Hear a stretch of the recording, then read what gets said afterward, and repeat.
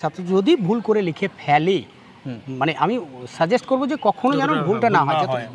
হাতের লেখা এটা তো মানে যার যেরকম হাতের লেখা সে সেইভাবেই লিখবে। হ্যাঁ, তবে ক্লাস 11 12 দুটোর ক্ষেত্রেই হচ্ছে। হ্যাঁ হ্যাঁ, দুটোর ক্ষেত্রে হচ্ছে। আচ্ছা স্যার, তোমাদের সামনে নিয়ে চলে এসেছি একদম অরিজিনাল যে অ্যানসার শিট। তোমরা অনেকেই চাইছিলে যে অ্যানসার শিট তোমাদের কেমন হয়, কারণ এবার তোমাদের বিভিন্ন রকম নিয়ম চেঞ্জ হয়েছে, গতবার থেকে চেঞ্জ হয়েছে।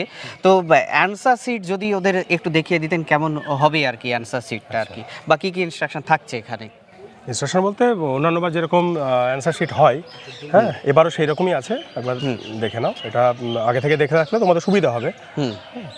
এখানে যেগুলো আছে আর কি, তোমাদের সাবজেক্ট লেখার জায়গা রয়েছে, নাম লেখার জায়গা রয়েছে, রোল এবং নাম্বারের জন্য আলাদা আলাদা বক্স আছে, তার নিচে রেজিস্ট্রেশনের জন্য আলাদা বক্স আছে। সুতরাং তোমরা অ্যাডমিট কার্ডে দেখবে, রেজিস্ট্রেশন কার্ড বা অ্যাডমিট কার্ডে তোমাদের রোল নাম্বার, রেজিস্ট্রেশন নাম্বারটা লেখা থাকবে। সেটা দেখে মাথা ঠান্ডা করে খুব সুন্দর করে এখানে তোমরা ফিল আপ করবে। ফিল আপ করার পরে আর তোমাদের এখানে কোনো কাজ নেই। এটা ফিল আপ করার পরে এখানে কোথাও সিগনেচার করতে হবে না, ওদের এখানে কোনো, এখানে তোমাদের কোনো রকম সিগনেচার করার প্রয়োজন নেই। এখানে ইনভিজিলেটর যিনি আছেন, একবার ভালো করে দেখিয়ে দাও, উপরটা দেখে নাও, একবার ভালো করে দেখে দাও যে এখানে তোমাদের শুধু হ্যাঁ রোল বিষয় নাম, রোল নাম্বার, রেজিস্ট্রেশন নাম্বার। তোমরা মাধ্যমিকেও করেছো এরকম, ঠিক সেই রকমই উচ্চ মাধ্যমিকেও একই রকম প্রসেস।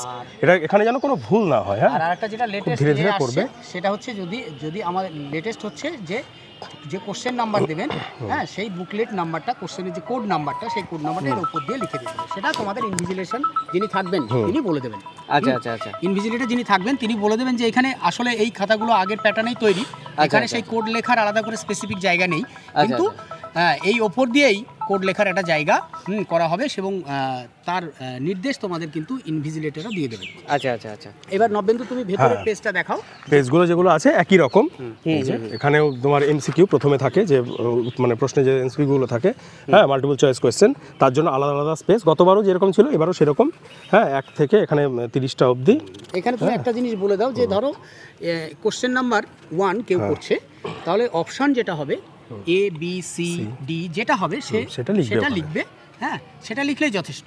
আচ্ছা, সেটা লিখলেই যথেষ্ট। কিন্তু যদি কারোর ক্ষেত্রে মনে হয় যে না আমি অপশনটা লিখে জায়গা হচ্ছে আমার এখানে লিখে দেবো, তো কিছু কিছু বড় অন্যান্য ইতিহাসের ক্ষেত্রে তো অপশনটা অনেক বড়, এই জায়গায় আটবে না, শুধু ওই অপশন নাম্বারটা লিখলেই হবে। আচ্ছা স্যার, কিন্তু এইখানে একটা অত্যন্ত গুরুত্বপূর্ণ কথা বলেছেন। অনেক স্টুডেন্ট কনফিউশনে থাকে যে আমি কি শুধু নাম্বারটা লিখবো বা দাগ নাম্বারটা লিখবো, না অ্যান্সার সমেত, অর্থাৎ যে অপশানটা থাকে সেই অপশানটা লিখবো আর কি। স্যার বললেন যে তুমি লিখতে পারো, মানে নাম্বারটাই লিখতে পারো, যদি তোমার জায়গা থাকে তবে তুমি অপশনটা দাগ নাম্বারটা তো অবশ্যই লিখতে হবে। এবার তারপরে যদি স্পেস থাকে, হ্যাঁ জায়গা যদি থাকে, তাহলে তুমি উত্তরটা ওখানে লিখতে পারো। কিন্তু সেটা ম্যান্ডেটরি না, মানে লিখতেই হবে এরকম কোনো দাগ নাম্বারটা তোমার যেটা অ্যানসার হবে, এ বি সি ডি যেটা হবে তোমাকে সেটা লিখতে হবে। তো আমরা অনেক সময় ছাত্রদেরকে পরামর্শ দিই যে ওরা অনেক সময় অনেকে যারা ভালো স্টুডেন্ট তারা কি করে রুল পেন্সিল দিয়ে নাম্বারগুলো লিখে নেয়। প্রথমে হয়তো ভুল হতে পারে, পরে কাটাকাটি যেন না হয়। হ্যাঁ, তবে একবার যদি ভুল হয়ে যায়, একবার জাস্ট পেন থ্রু করে পাশে লিখে দিলেও হবে, কিন্তু চেষ্টা করতে হবে যেন ভুল না হয়, অপরিচ্ছন্নতা যেন বজায় থাকে। আর তারপরেই তুমি চলে এসো এসে কিউ দেখো, এসে কিউ তোমার রয়েছে 14টা কোশ্চেন, 14টা ঘর রয়েছে, 14টা থাকবে কোশ্চেন, কিন্তু 14টাই লিখতে হয় না। এবার তোমার যে কোশ্চেনগুলো তুমি লিখলে, মনে করো কেউ 1 অ্যাটেম্প্ট করলো না, 2 করলো, তাহলে 1-এর ঘর তার ফাঁকা থাকলো, 2 নম্বরের ঘরে সে লিখলো। এখানে 2টো লাইনে হতে পারে, 3টে লাইনে হতে পারে। দেখো পর্যাপ্ত জায়গা আছে, অনেকটা জায়গা, হ্যাঁ প্রায় 1 ইঞ্চির মতো জায়গা, যেখানে মোটামুটি আমরা খুব বড় করে লিখলেও 2টো লাইন 3টে লাইন এটে যাবে। হ্যাঁ, এইভাবে তোমাদেরকে কিন্তু লিখতে হবে। এটা করার পরে চলে এসো লাস্ট একেবারে, তারপরেই শুরু হচ্ছে এখানে long answer type question, descriptive বড় কোশ্চেনের উত্তরগুলো তোমরা এইভাবে পরপর লিখবে। লেখার পরে খাতা শেষ হয়ে গেলে তুমি আবার একটা ইনভিজিলেটর যিনি থাকবেন তাকে তুমি অনুরোধ করবে যে স্যার আমি লুজ শিট নেবো, তখন তোমাকে লুজ শিট দেবে। তখন সেই লুজ শিটটা তুমি নিয়ে, লুজ শিটের ওপরেও কিন্তু তোমাকে এইভাবেই তোমার নাম, roll number, registration number loose শিটটাতেও লিখতে হবে। লিখে আর তুমি প্রয়োজন মতো তোমার সুবিধা মতো ওই লুজ শিটটার ওপরে কোনায় এরকম 1 লিখে রাখতে পারো। তারপরে আরেকটা 2 নম্বর যখন নিলে তখন কাউন্টিংয়ে তোমার সুবিধা হলো, পরে সাজানোর সময় সুবিধা হবে, সাজিয়ে তারপরে সব শেষে সুতো দিয়ে দেওয়া হবে, সুতো দিয়ে দেওয়া হবে।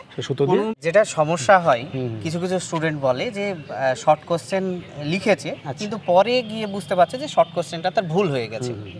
এবার কি তার যদি কেটে দেয় এখানে, তার তো আর জায়গা থাকছে না, সে কি অন্য কোনো অপশানে লিখতে পারছে বা কিভাবে কি করবে সে?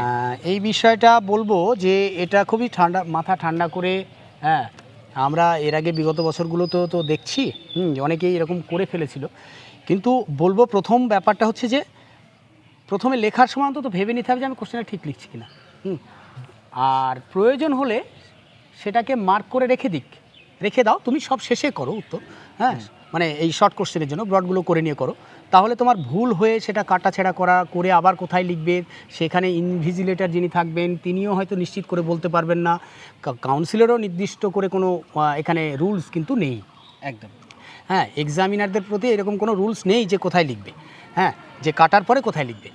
সেক্ষেত্রে কি হয়, কোনো ক্ষেত্রে কম্প্যাশনেট গ্রাউন্ডে এবং বিবেচনার ক্ষেত্রে কোনো ছাত্র যদি ভুল করে লিখে ফেলে, মানে আমি সাজেস্ট করবো যে কখনো যেন ভুলটা না হয়, ভুল যাতে না হয়, তারপরেও যদি হয়ে যায় তাহলে সেই ক্ষেত্রে কি করতে হয়, সেই ক্ষেত্রে কোথাও এই কোশ্চেনটার নাম্বারটা দিয়ে যদি এই দিকে এসএ কিউ যেভাবে লেখা আছে এসএ কিউ কোশ্চেন নাম্বার 2 বলে কোশ্চেন নাম্বারটা দিয়ে পরের যে লং আনসার টাইপ যেখানে হচ্ছে শুরু সেরকম জায়গায় লিখতে পারে, অথবা পরে হয়তো সে সব শেষে জানতে পারলো, তাহলে সে শেষে যে লুজ শিটটা নিয়েছে সেই লুজ শিটের উপরে ওইভাবে লিখে দিতে হবে, কিন্তু যেন কোনো কমেন্ট না লেখে।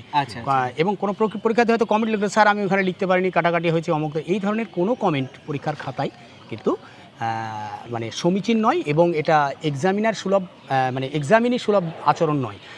এই বিভিন্ন রকম কমেন্ট লেখার কারণে অনেক স্টুডেন্টের খাতা কিন্তু উইথহেল্ড করা হয়েছিল, হ্যাঁ, এবং তাদের ওখানে গিয়ে ক্ষমা চেয়ে তারপরে তাদের রেজাল্ট দেওয়া হয়। তো খাতায় যদি ওরকম এটা কোনো রকম নিজের কোনো তো চেষ্টা করতে হবে যেন ভুলটা না হয় এখানটায়। আচ্ছা আচ্ছা স্যার, এখানে এসএকিউ এমসিকিউ এর জন্য তো আলাদা ব্যবস্থা থাকছে, থাকছেই। বড় কোশ্চেনের ক্ষেত্রে অনেকে কি করে মার্জিন টানে না, এই নিয়ে যদি একটু মার্জিন একদম আমরা যারা পরীক্ষায় খাতা দেখেন, পরীক্ষক যারা এক্সামিনার, তারা প্রত্যেকেই ভীষণ বিব্রত বোধ করেন যখন উইদাউট মার্জিনে কোনো ছাত্র লেখেন, কারণ মার্জিন না থাকলে তাকে তো মার্কটা পুট করতে হয়, কোশ্চেন নাম্বার পরিচ্ছন্নতা থাকে। তো প্রত্যেকটা কোশ্চেনের ক্ষেত্রে ডান দিকে কি হয়, ডান দিকে খাতার ডান দিকে থেকে পার্ট মার্কিংগুলো করতে আসেন, আর ওই পার্ট মার্কিংয়ের টোটাল কোশ্চেনের নাম্বারটা গিয়ে বাম দিকে গোল করে রাউন্ড করে দিতে হয়, এটা আমাদের এক্সামিনারদের সব নিয়ম। কিন্তু যদি মার্জিন না থাকে তাহলে কি হয়, একেবারে ঘিচিমিচির মধ্যে নাম্বারটা কোথায় পড়লো তিনিও বুঝতে পারেন না, পরে দেখা গেল যে খাতা কাউন্ট করতে গিয়ে নাম্বার কাউন্ট করতে গিয়ে পরীক্ষার্থীরই একটা নাম্বার দুটো নাম্বার ছাড়িয়ে গেল, আবার তাকে রিভিউ করো, কত ঝামেলা। সেই জন্য বলবো যে মাস্ট পরীক্ষার খাতায় অবশ্যই ন্যূনতম 2 দিকে উপর এবং বাম দিকে 1 ইঞ্চি করে মার্জিন রেখে, অর্থাৎ মার্জিন টেনে স্কেল দিয়ে টেনে তারপরে খাতায়।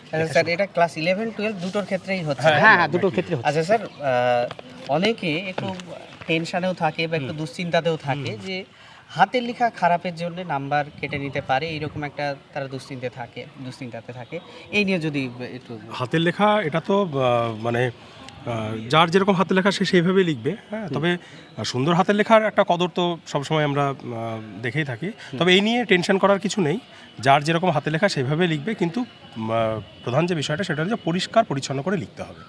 গোটা বিষয়টা তুমি কি বলতে চাইছো সেটা পরিষ্কার করে লিখবে, সেক্ষেত্রে নম্বর কাটার কোনো জায়গা থাকে না। যদি তোমার সঠিক উত্তর পরিষ্কার করে লেখো তাহলে তুমি যেটা নাম্বার তুমি সেটাই পাবে। হ্যাঁ স্যার, যেটা বললেন হাতের লেখা খারাপ নিয়ে দুশ্চিন্তা করার কিছু নেই, তোমাকে পরিষ্কার স্বচ্ছ এবং নির্ভুল লিখতে হবে। তুমি যদি নির্ভুল লিখো তাহলে তোমার যে নাম্বার তোমার প্রাপ্য সেই নাম্বারটাই পাবে, তাই তো? একদম ওই কথাটা যে টু দা পয়েন্ট, আনসারগুলো হতে হবে টু দা পয়েন্ট, মানে তোমাকে যা জানতে চেয়েছে, যেটুকু জানতে চেয়েছে তুমি সেইটুকুই তুমি উত্তর করবে, তার বাড়তি তুমি অপ্রাসঙ্গিক কথা লিখলে করলে তাহলে কিন্তু তোমার নম্বরটা কিন্তু ভালো হবে না, বা নম্বরটা হয়তো নাও পেতে পারো। আচ্ছা, মানে answer should be to the point. Nabendu ঠিকই বলেছে। আচ্ছা, তো স্যারেরা দেখিয়ে দিলেন কিভাবে তোমরা অ্যানসার করবে, কিভাবে খাতা সাজাবে, এবং অ্যানসারগুলো অ্যাকুরেট কিভাবে করবে বা ভুল করলে কি করা যেতে পারে, এই সব অপশানগুলো স্যারেরা বলে দিলেন। সঙ্গে আমি ছিলাম দেবাশিস বিশ্বাস এবং স্যার ছিলেন নবেন্দু সরকার, আব্বাস আলী মালিথা। আচ্ছা, তোমাদের অবশ্যই ভিডিওটা হেল্পফুল হবে, আর তোমরা যারা দেখছো তারা ভিডিওটা বেশি বেশি বন্ধুদের মাঝে শেয়ার করো, তারাও জানতে পারবে এবং ইনস্ট্রাকশনগুলো পেয়ে যাবে। অবশ্যই যারা এখনও সাবস্ক্রাইব করেনি তারা সাবস্ক্রাইব করে নিও।